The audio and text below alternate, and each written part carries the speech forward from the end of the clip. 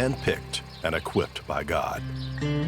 One determined priest established the Glenmary Home Missioners.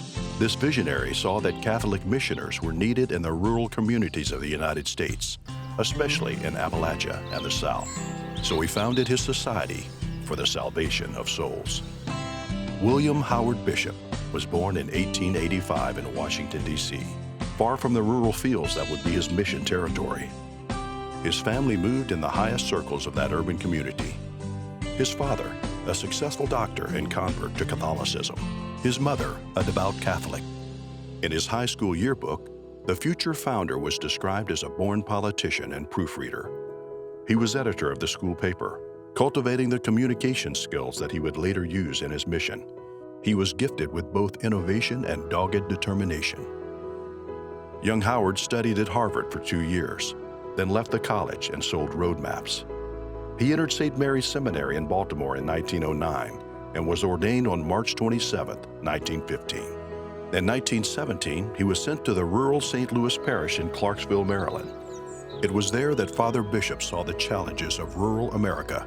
Catholic communities were few, and nearly all areas were impoverished. He realized that just like mission fields overseas, rural communities in this country needed Catholic missioners. He maintained that Christ's command to teach all nations does not exclude our own. Father Bishop predicted that if America is to be won for the church, these rural Americans must be evangelized, and what he called an apostolic offensive was born.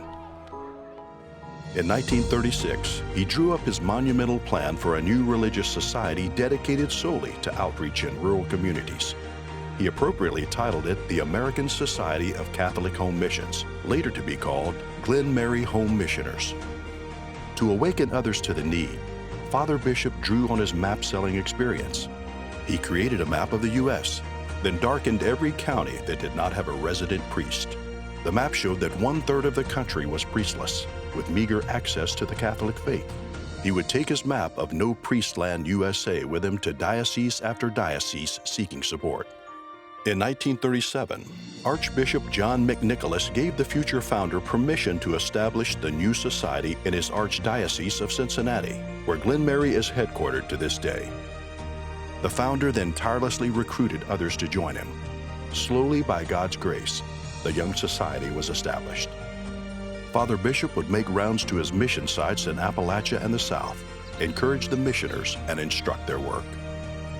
In 1953, while visiting missions in Virginia, he suffered a heart attack and passed from this world. By that time, there were 19 missions in 4 different states.